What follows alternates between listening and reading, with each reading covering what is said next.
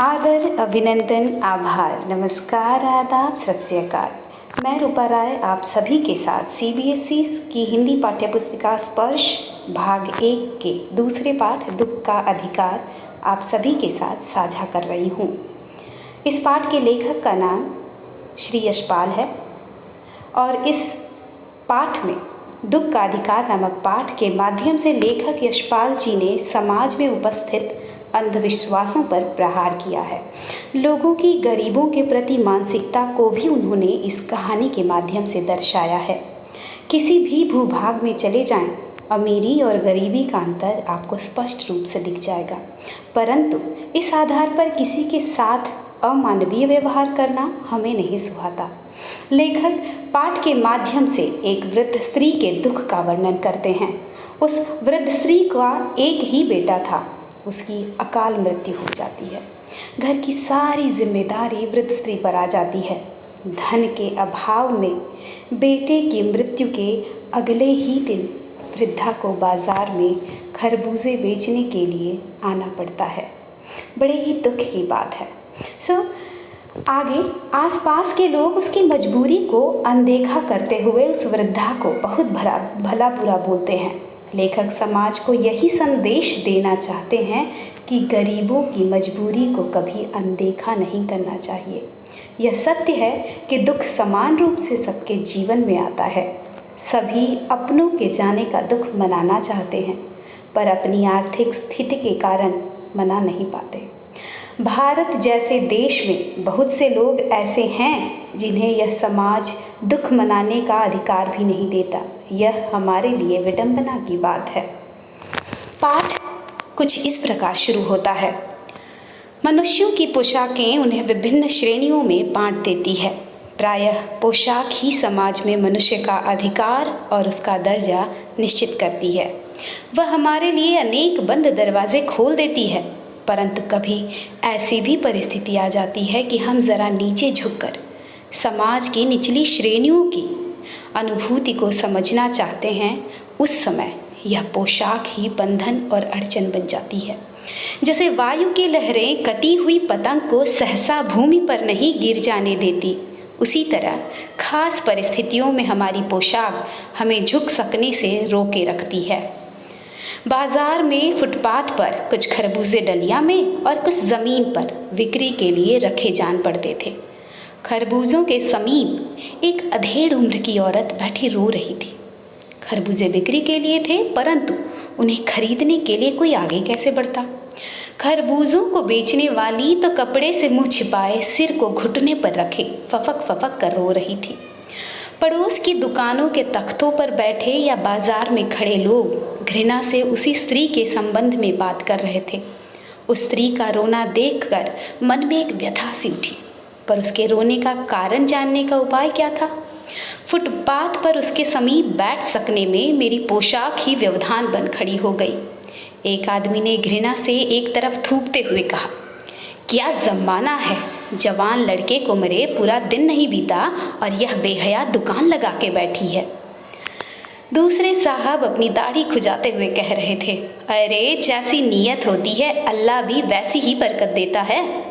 सामने के फुटपाथ पर खड़े एक आदमी ने दिया सलाई की तीली से कान खुजाते हुए कहा, अरे इन लोगों का क्या है, ये कमीने लोग रोटी के टुकड़े पर जान देते हैं। इनके लिए बेटा बेटी खसम लुगाई धर्म ईमान सब कुछ रोटी का टुकड़ा है। परचून की दुकान पर बैठे लाला जी ने कहा, अरे भाई इनके लिए मरे जिए का कोई मतलब ना हो, पर दूसरे के धर्म ईमान का तो ख्याल करना चाहिए। जवान बेटे के मरने पर 13 दिन का सूतक होता है और वह यहाँ सड़क पर बाजार में आकर खरबूजे बेचने बैठ गई। 1000 आदमी आते जाते हैं, कोई क्या जानता है कि इसके घर में सूतक है। कोई इसके खरबूजे खा ले तो उसका ईमान धर्म कैसे रहेगा। क्या अंधेर है। पास पड़ोस की दुकानों में पूछने पर पता लगा उसका 23 बरस का जवान लड़का था। घर में उसकी बहू और पोता पोती हैं। लड़का शहर के पास 1.5 बीघा भर ज़मीन में कछियारी करके परिवार का निर्वाह करता।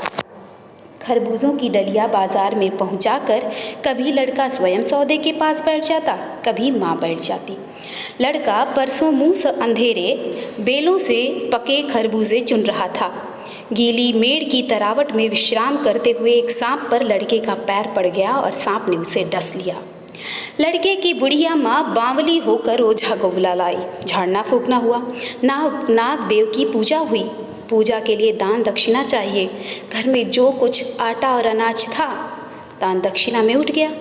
माँ, बहू और बच्चे भगवाना से लिपट लिपट कर रोए, पर भगवाना जो एक दफ़े चुप हुआ तो फिर न बोला। सर्प के विष से उसका पूरा बदन काला पड़ गया था। जिंदा आदमी नंगा भी रह सकता है, परंतु मुर्दे को नंगा कैसे विदा किया जाए?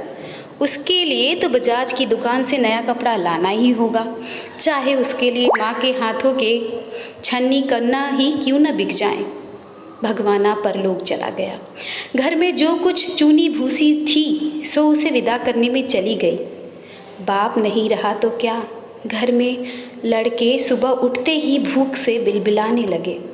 दादी ने उन्हें खाने के लिए खरबूजे दे दिए, लेकिन बहू को क्या देती? बहू का बदन बुखार से तवे की तरह तप रहा था। बुढ़िया रोते रोते और आंखें पोंछते पोंछते भगवाना के बटोरे हुए खरबूजे डलिया में समेट कर बाजार की ओर चली। और चारा भी क्या था।